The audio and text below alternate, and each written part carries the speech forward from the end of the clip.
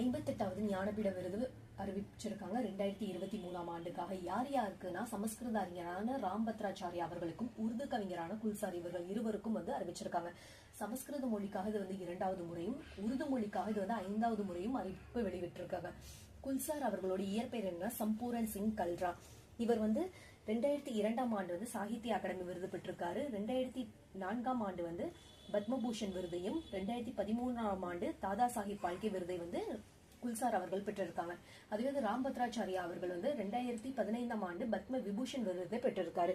இந்த ஞானபீட விருது எதற்காக வழங்குறாங்கன்னா இலக்கியத்துறையில் சிறந்த படைப்புகளுக்காக வழங்கப்படுது. இந்தியாவோட மிக உயரிய விருது எதுன்னா ஞானபீட விருது.